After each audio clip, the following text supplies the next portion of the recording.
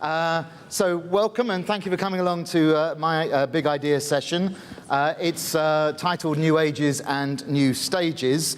And, well, let me give you the sort of the poster version of what I'm going to talk about, and then we'll launch into it. So I'm not over keen on these sort of titles that refer to a generation.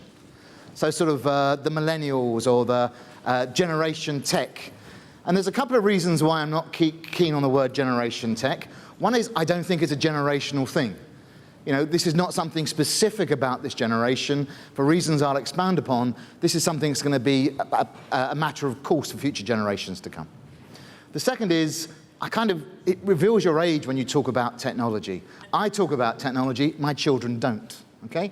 They just use this stuff and don't call it technology. Everything's technology. The radio, or the wireless as I might call it, the steam kettle, and including all the apps and the computing that people use. So I'm not 100% keen on the use of the word generation tech or millennials, because, as I say, what I think is happening for demographic reasons and for technology reasons is something very new. And this generation, or this cohort, are the first people to try and explore this space. In other words, we're going through a massive period of social experimentation, defining new ages and new stages of life. So the demographic change is very simple. People are living for longer.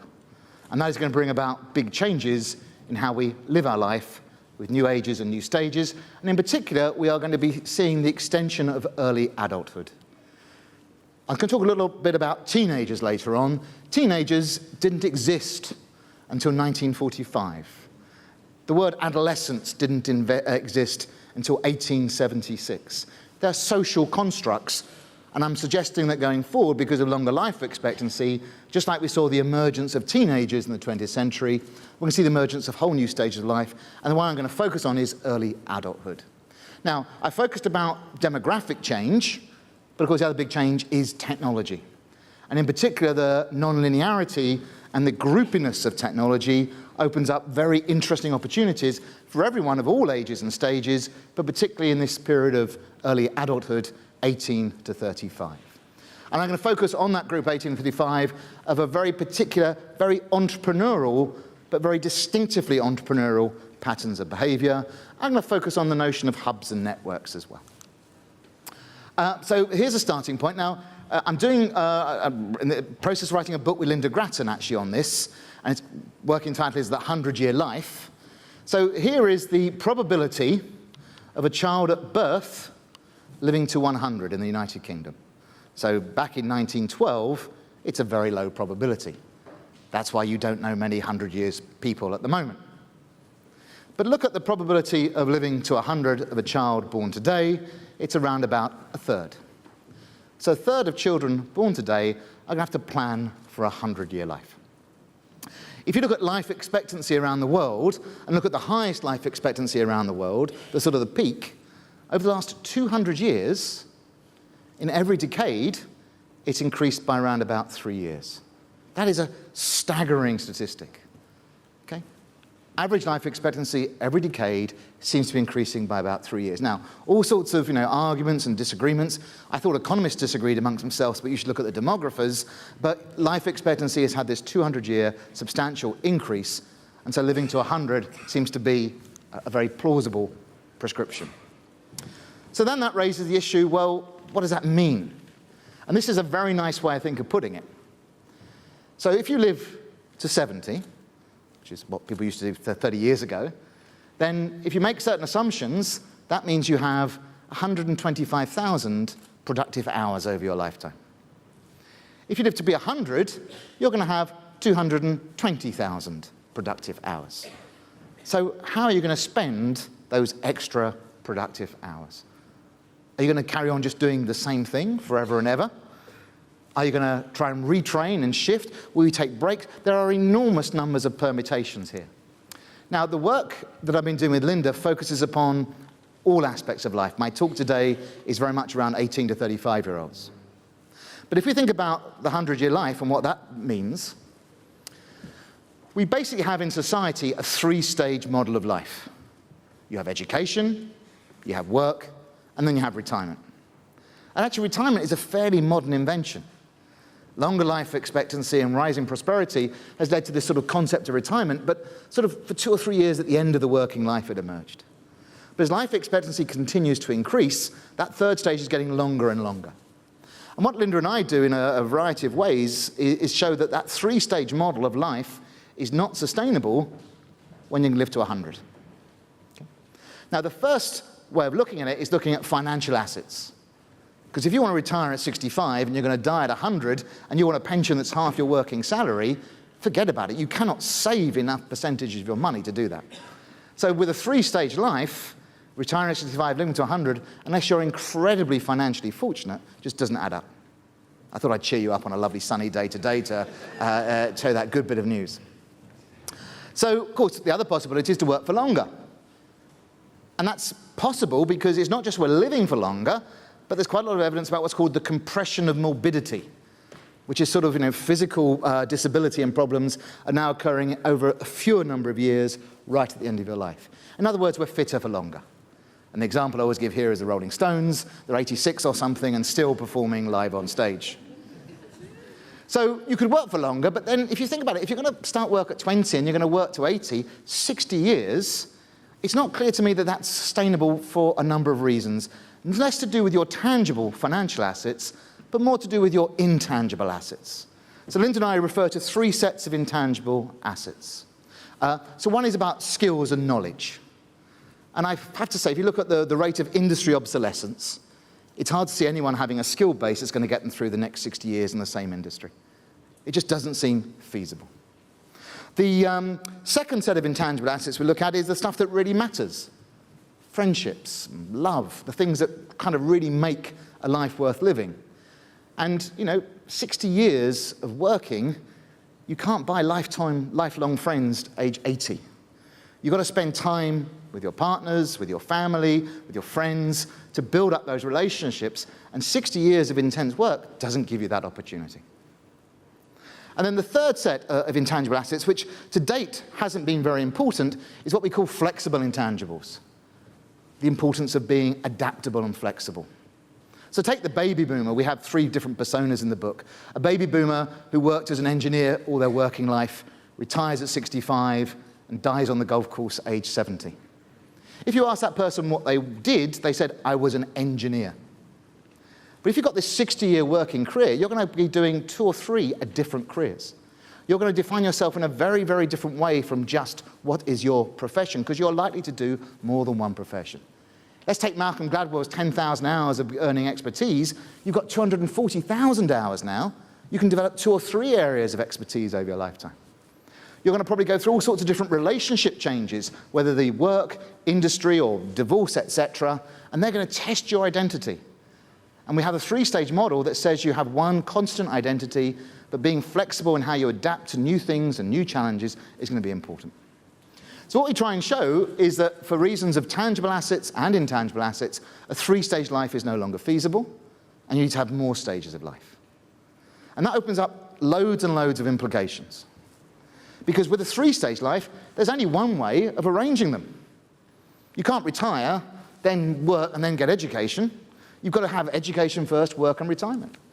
But if you've got 6 or 7 different stages, you can shuffle the cards in many different ways and do things in many different sequences. So that's a process of social experimentation, of doing things differently. And so we're going to have a lot of different social norms, a lot of heterogeneity, and you can already see, I think, people beginning to do this.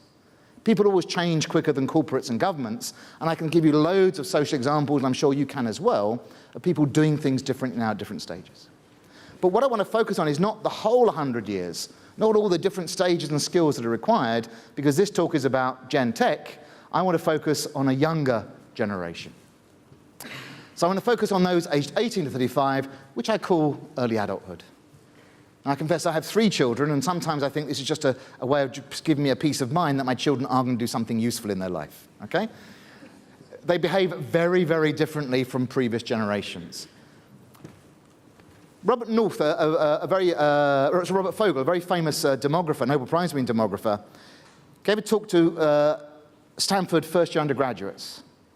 And he looked out at the room, And he said, half of you in the room today will live to be over 100. What a great way of beginning a lecture, yeah? I can't do it with you, by the way. You're too old already. Okay, so seriously, that's how these sort of generational things have changed. But at that point, the penny dropped. If you can live to 100, why start working at 20? If you think about things, this is the way I think about things. In finance, you have options. So an option is the ability to buy an asset at a certain price. So the share price today could be $2, and you can buy an option to buy it at $2.50. And the value of that option depends upon two things. The length of the time horizon over which I can call the option. Obviously, if it's 10 years, and at some point the share price should go above $2.50. If it's only a 10-minute option, it shouldn't really be very valuable. And the second thing that matters for option is the underlying volatility. Well, think what's happened if you've got a longer life. Options become more valuable. Commitments are less attractive. And if you're going to go through a lot of industrial obsolescence and changes, then the uncertainty is also greater. So what we're seeing in the group of 18 to 35-year-olds is an awareness that options are important, that commitments are less valuable. My parents were working at 14. I think my dad was in the war at 17. They had a house at 18. They had kids at 19. That's kind of commitment. Now, I'm a later generation. I certainly didn't hate those sort of commitments, but compared to my kids, commitments are very, very different now. So more on that later. So what we're seeing, of course, is this notion that rather than take all your years at the end of your career in the form of retirement, let's spread them around, and let's do something right at the beginning with this group. Now, experimentation is going to be really important at this age, because you need to know what you're good at and what you're skillful at and what you like. Because if you have a longer working career, you better know more about yourself. And also, remember I said earlier, you're not going to have one career, you may have 2 or 3 different things. So you can define yourself by more of a brand than your certificates. So the sort of use of social media in projecting a brand is going to be very, very important, but experimentation is absolutely going to be critical here. Experimentation both at the individual level, but also across society. Society has not yet hardly begun the process of adjusting to a 100-year life. This group are having to define what they want to do during it. So they are going through social experimentation as well as individual experimentation. So let me come back to the concept of the teenager. So the phrase adolescence was adopted by a German psychiatrist in the late 19th century, saying there's something different happening around this stage. For most of human history, you had children and you had adults. There wasn't any transition between them. But in the 19th and 20th century, as education started to increase, as school leaving age increased, you had this sort of in-between stage, this rather odd in-between stage, where we know that people's brains are changing, but also we see very different patterns of behavior. And society struggled to know what to do with these in-betweeners, as it were, okay? Because they were different. Now, one group tried to militarize them. They need discipline. So you've got the Boy Scouts, you've got the Boys Brigade. This is all sort of about teaching them order and discipline and militarizing them. Another side sort of tried to say, well, these are sort of free spirits and children. Let's have a more aesthetic upbringing.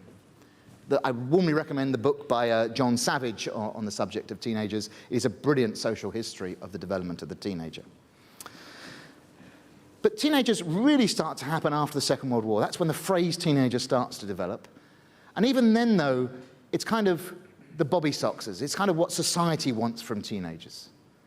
But then eventually, teenagers claimed this stage for themselves, discovered it was all about experimentation, sex, drugs, and rock and roll, and they made this a clearly defined social demographic, which of course now is well known by marketers, and the best way I would see it as an economist is that they are independent consumers. They're a separate consumption market, they have their money, they're a big and important market, and we recognize it clearly as a stage. Children, teenagers, adults.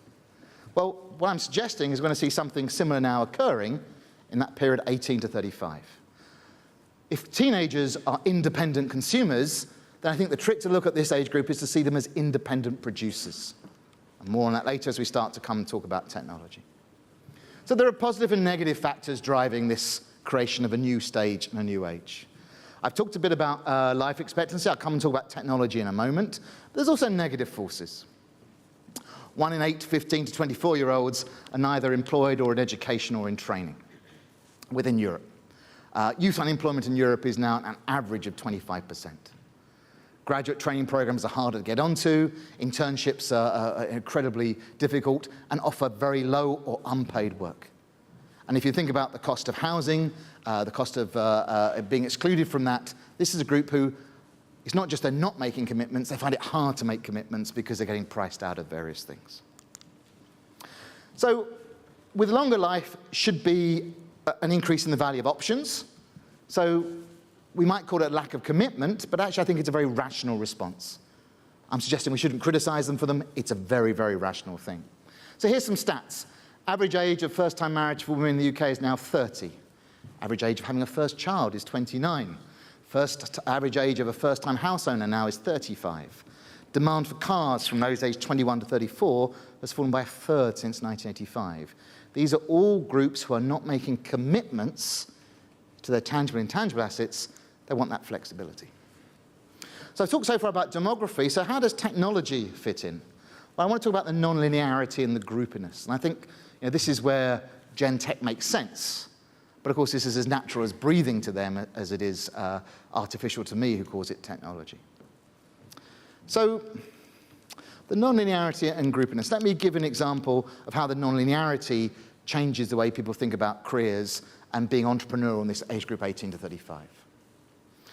The Facebook has just revolutionized the way people behave, and this is just an amateur observer here.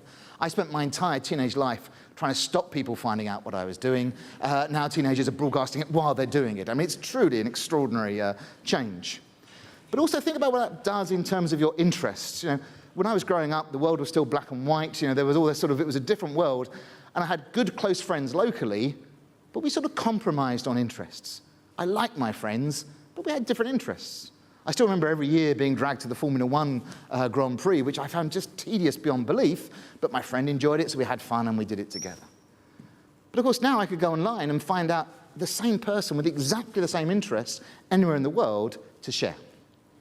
So that sort of sense of groupiness, of pulling together people with shared interests and a shared fit, is just massively enhanced. And of course, this is where we get this real peer-to-peer effect that's happening. We can see it in education, for instance. If you look at the way technology is changing education, it's very interesting. You go back to before the written word, before the book, we had an oral tradition where Homer would stand up in front of you and tell you a story. Well, it wasn't really Homer because everyone told a slightly different story, and collectively they owned the book. There wasn't the definitive version written by Homer. It was something that we all shared and all had slightly different versions and all created ourselves. A bit like Wikipedia, in fact. But then the written word came along, and it changed all of that. It created a much more linear world, where an author would write a book, and there would be the received final version of the book. And then you and I would buy the book, and we would read it, and we would enter a very private one-on-one relationship with the author, and our mind would learn to focus and deep dive and block off distractions. So of course, with this new technology, the book is changing. The book is possibly being replaced. And however sad I find that as a real bibliophile, it's sort of the same things were said when we moved from an oral to a written tradition. Plato quotes Socrates. Of course, Socrates didn't write, because it was all about the oral tradition with Socrates. Socrates saying, this stuff in books, it's not true knowledge, because people don't know it. They've got to go and look it up every time. People only really know things when it's deep inside them. So it's kind of interesting when I criticize my children for not knowing certain dates because they just go and look on it online. It's the same sort of criticism that was made at the time when the book was introduced. But why is this important? Well, the written word and the book creates a linear structure. And technology is very much non-linear. Think about the way that when you read a Kindle or on your iPad, you have to make decisions all the time. Am I going to click up this definition? Am I going to look up this historical figure? And of course, the ability to change the text, to make the text a group owned, is going to become very, very strong. That peer-to-peer creation. Why is this important career-wise? Well, I think it also enables a non-linearity career-wise. Let's take the case of someone who wants to work in the restaurant industry. Traditionally, they would go to catering college, and they would leave catering college and get a job washing dishes. Then they might be boiling water, then they might be chopping herbs, then they might be making sauces, and eventually they sort of move up and become the chef, and after a long while, they then become the owner of the restaurant.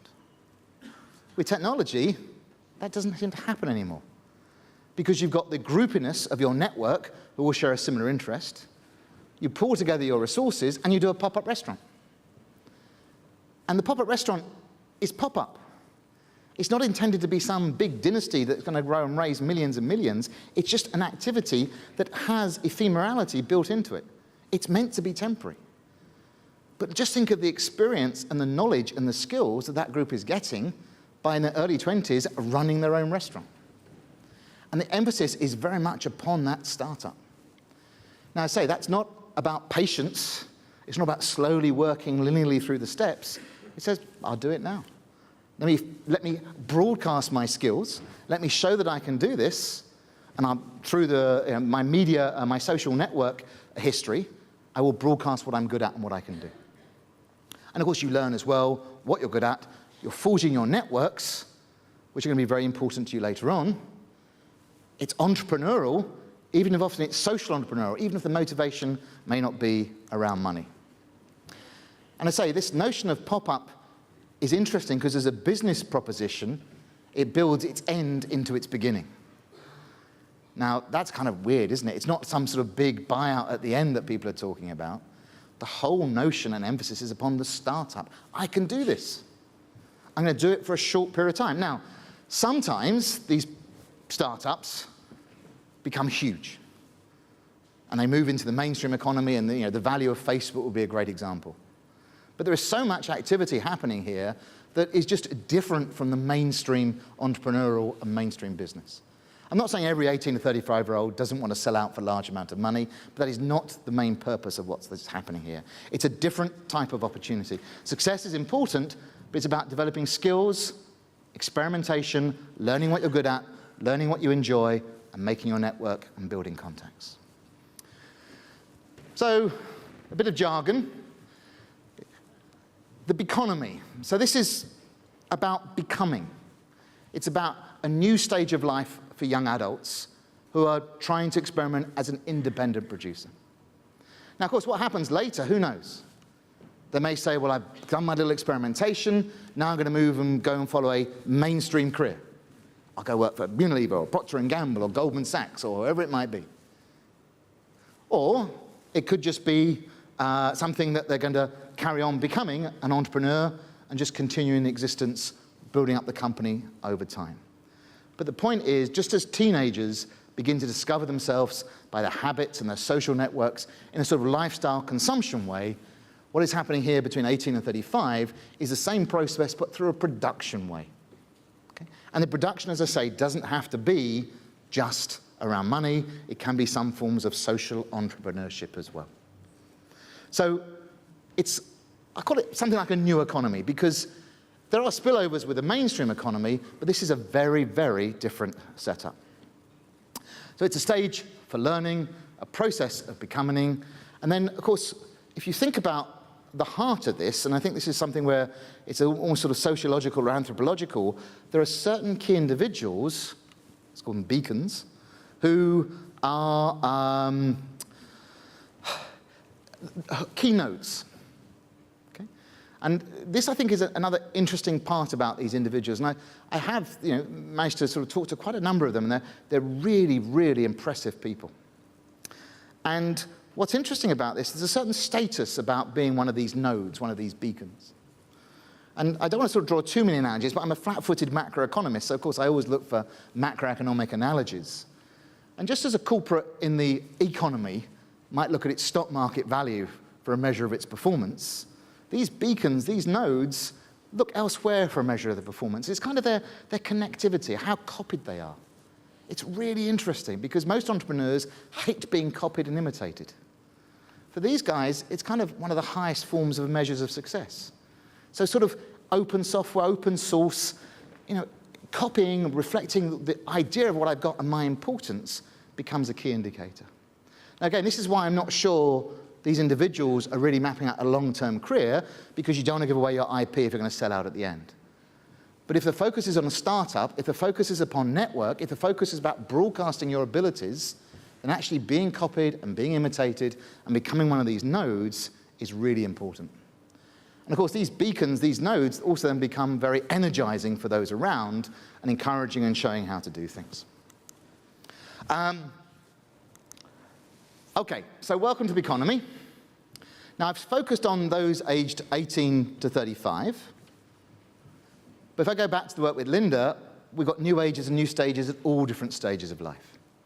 And I can well imagine, say, a 7-stage life, where you might have 2 or 3 major careers in very different things, and in the book we play around with different possibilities.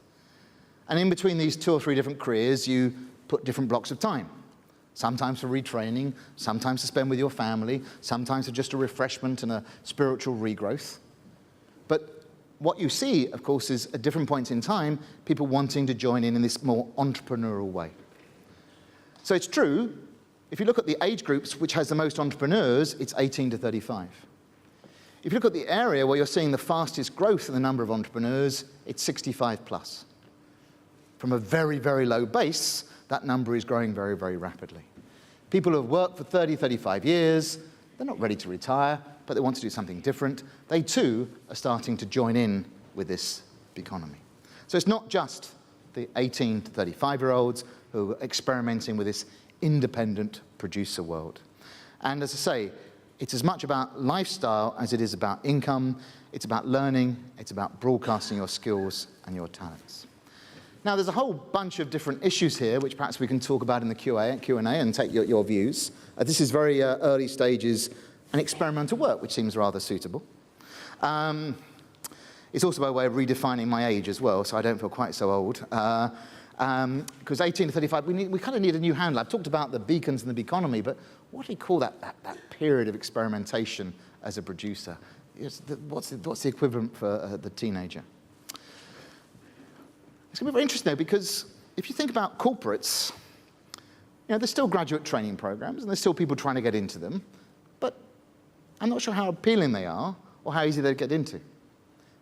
Viewed from the perspective of this 100-year life. Some people definitely will want a big career with big money at the first stage of their working career. Others might want it in the second working stage of their career. So if you're mining the sort of the traditional graduate recruitment scene, you won't be picking up these people. And there's a lot of them. Just walk around London. You can see them all over the place. Not just in Haggerston and Shoreditch, but in many other places too. So you'll be missing out on these people. And then, of course, it may be that in their late 20s, early 30s, they've had their time of experimentation, of playing in the Beconomy, and they want to move into the formal economy. And these are going to be very interesting people, because they're going to be very innovative, very entrepreneurial, but not quite the type of people who fit in to structures and hierarchies and defined tasks. Plus, you're going to have to bring them in to join in those who went through the standard graduate training intake route. So how are you going to deal with that very different sociology? There's an interesting question about what's the relationship between the economy and the Beconomy. And this isn't just about GDP. And when my boys start sort of trading on PlayStation, they're making economic growth, but it's not reflected in the GDP numbers. But there's something much more subtle than that too, because if you look at this notion of a startup, it's a different type of corporate existence. So the type of financing required, the type of property leases, the type of contracts and the type of networking are very, very, very different. I say this notion of ephemerality is really interesting. So along with some others, I've been playing around with a little app, actually, to try and facilitate this networking of entrepreneurs coming together just for very short periods of time. And what's really staggering about this sharing is the willingness of people to do that. This sharing, this coming together just for short periods of time and cracking a problem or discussing setting something up, the startup costs now are so much less, but so are the exit costs as well. Hence that focus on the ephemerality. So much to come. There's a website which I refer you to here, which you might be interested to just read testimony from some of the beacons that I was talking about, see some of the ideas that people are playing around with in this space. But I say that the main headline is, with greater life expectancy and technology, something very different is happening between those aged 18 to 35. It is a new stage of life with a massive emphasis upon options, and so not commitment, about exploration and personal brand. So I don't become a chartered accountant, I become whoever it is I am, portrayed through my broader activities. This is about learning, about what you're good at, and general skills. I think that's the other very interesting thing. If I look at technology, I talked earlier about the way that the book is changing, as an academic, I kind of get frustrated that my kids can't concentrate for long periods of time. You know, I spend hours in libraries studying as an academic, going deep. But what I think is going to happen, if I look at knowledge going forward, is we're going to combine knowledge from lots of different fields. Because what the technology gives us is easy access to knowledge. And so we're going to get all sorts of hybrid knowledge where we blend a bit of chemistry with a bit of economics, or physiology with a bit of physics. And we're going to see that big synthesis and blend pushing knowledge forward. There are huge amounts of undiscovered facts and spillovers to come that this technology, I think, is going to encourage. So that flexibility and general knowledge becomes important, alongside the sort of the normal thing, you need to have an expertise to cope with the hollowing out and the challenges that are occurring in the broader economy. So I should stop there. One of the things about this technology is meant to make it easier to convey information, and here I am just talking to you on a stage. So I'd be very, very interested in questions from the floor, or so perhaps we can kick off with any observations, comments, criticisms. Yeah. Perhaps you can just say your name and introduce yourself to everyone. Hello, my name is Britt van Ooyen. I'm Global Head of Learning for Maersk Oil in Copenhagen. I thoroughly enjoyed your talk. Thank you. Very, very inspirational. I was wondering, given what you've said about the graduate training programs having the risk of missing the ones who are out for a while because they're exploring, what would you say is the ramification of that social movement for a learning and development function in an organization? How do we capture them? How do we make them more flexible? How do we keep our employee value proposition? So I think, so it's a very good question, and I appreciate further dialogue on it. I think that the first point is, do you want them? Because they may be hard to integrate into your firm. So only certain types of firms, I think, will want to do this. Well, in the oil and gas industry, we have no option but to catch them because we have a huge lack of skills in that generation. Yeah. So then I think this is where the notion of the beacons and the individuals come in, because looking in this space and finding out those sort of very key individuals is a great way for tapping in and finding out what the knowledge is, what the characteristics and skills are. But it's very, very different. It's not that linear approach. I mean, I'm sure you've heard all the time about the parent-child approach doesn't work anymore, but it's the non-linearity and the groupiness, I think, is absolutely key. And I think that's a major challenge for firms, because very few firms can cope without some form of linear hierarchy and a clear devolution. I mean, I think it's Tata Consulting, for instance, who have banned emails. This may be an apocryphal story, but they don't like emails because it's linear. I write a draft, you write a draft, you give me comments on my draft. The group activity, that peer-to-peer activity, is really important. But wow, peer-to-peer activity on a graduate training program? So I think it's possible, but it's something that needs to be done very authentically to work. I mean, I think that's the other key thing here about this group who go down this path. Authenticity is really important to them. And that desire not to commit is going to be a challenge for graduate training programs, because graduate training programs, by definition, is a commitment. So I guess the other response is perhaps to also look at a different age group where you bring people in and not just see that as the key. Thank you very much.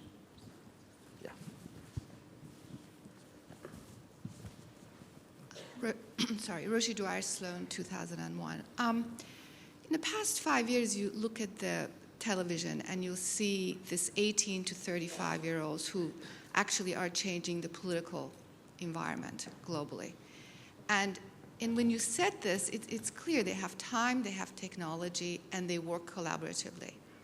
I'm wondering whether that's also, if you've done any research on that, and do you think this is the way of the future, that actually it's the 18 to 35-year-olds, because of this sort of the portfolio that they have, that will be much more instrumental in what will happen to the global political landscape?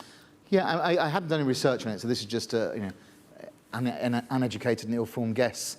I mean, it's certainly true that the age group 18 to 35-year-old are always the most challenging politically. They are the group that bring about protests on the streets and more aggressive forms of political change.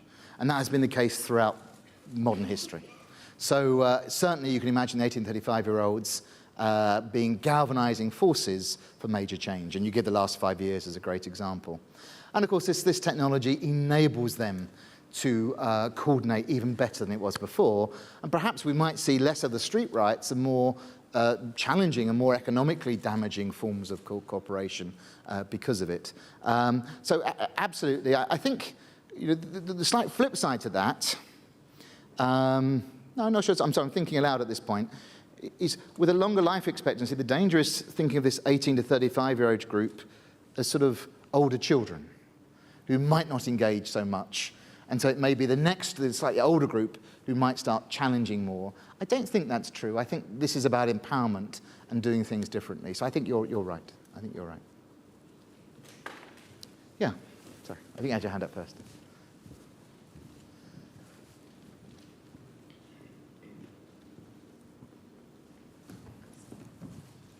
Leslie Heyman, University of London International Programmes and GEMBA 2002. Thank you very much for your talk. I'm very interested in how you think the university sector might be able to respond to this new generation, and how a business school like London Business School could do so. So a great question, and obviously one close to my heart.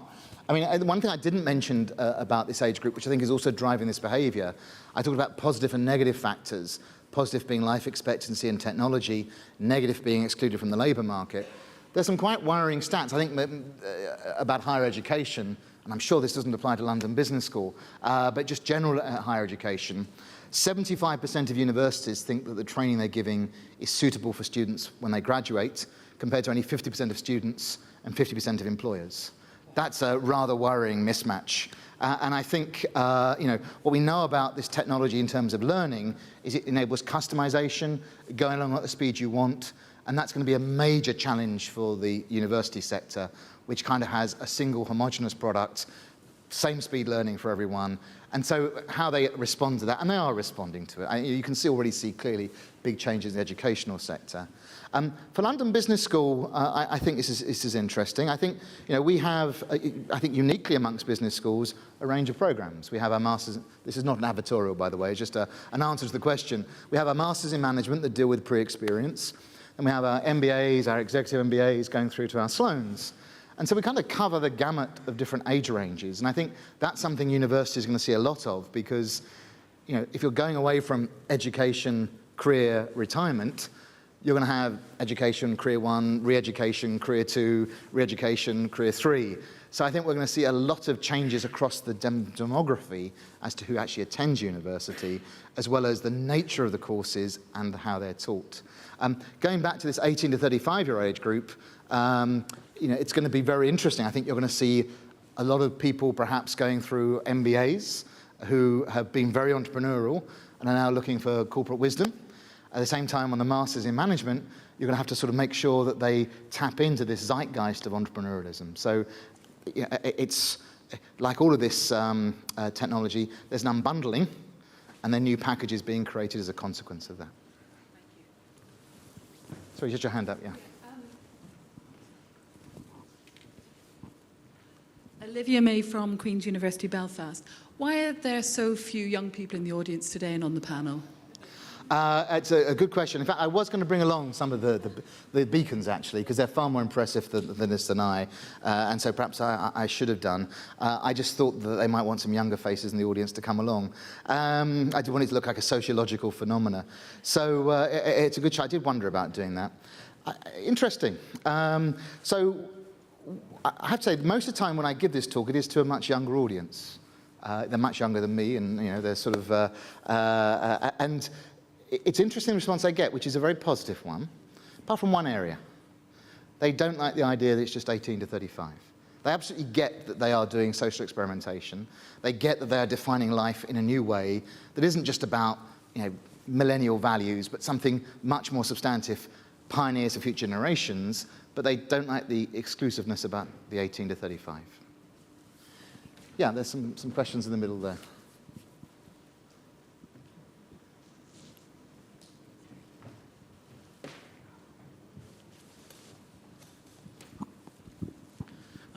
Enjoyed your talk, and thank you so much. I see two divergent trends, developing. One is the Beconomy, where people are not interested to commit into something, but on the other side, there is a high level of unemployment.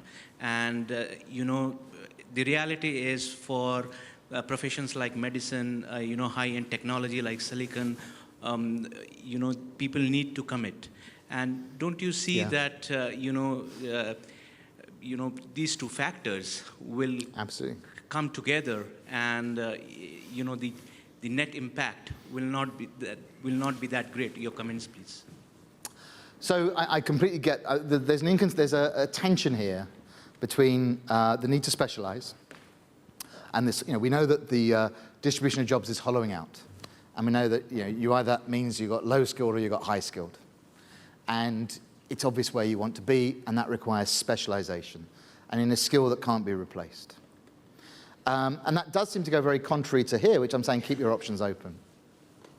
Now, I'm at pains to say that what's happening here, 18 to 35-year-old, is social experimentation. Different people will do different things. And I'm certainly not advocating this for everybody. I think the whole point about social experimentation is we'll see very, very different lifestyles. So implicit in your question is a statement that you have to specialize your education, then you get a job, then you retire. Some people will do that. Although they might specialize in this thing first, have that career as a doctor, then they might specialize in something else later on and have another career in something different later. But they will still choose to specialize early on and not do this entrepreneurship stuff. Others will think, actually, you know what? I don't think I really want to specialize at this point in stage. I want to experiment, I want to broadcast and show my general skills, and then I'm going to develop for the next 10 years in this space, and later I will specialize. So I think so that's how I would reconcile the seeming inconsistency. We are going to go through a huge set of social experimentation. You'll see amongst your friends already just whole new social norms beginning to develop. Look at the children, how they're doing different choices. I've got one daughter going to medical school, one I suspect will be much more entrepreneurial. Now, I don't want to reason from such a small sample, but I think it is that diversity at each stage that's going to happen. A 100-year life means an end to the 3-stage life. It means 5 or 6 stages, huge social experimentation and differences, with people choosing different things at different stages, depending upon their preferences. This is good, by the way. This is great. The idea that all of society can be shoehorned into a 3-stage life is clearly inappropriate. So this is a fantastic change, but social heterogeneity is going to be enormous, both because we're experimenting what works, but when we find out what works, there's just many more choices. I have time for one more question. I'm testing the people with the microphone. If you can go over there, just trying to use the whole of the room, sorry.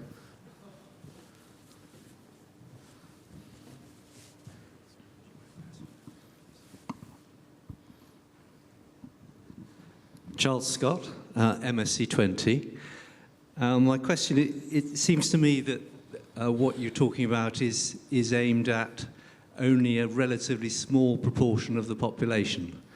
And kind of what about the other 80%? No, I agree. And the impact of these things on them? Yeah, no, I'm having a lovely time. As a macroeconomist, I normally talk about the whole world all at the same time. This is lovely. I can just concentrate on a few million people rather than the whole of the world. I think the 100-year life affects everybody, but I think you're quite right to think that there are major challenges depending upon the levels of education and prosperity of people.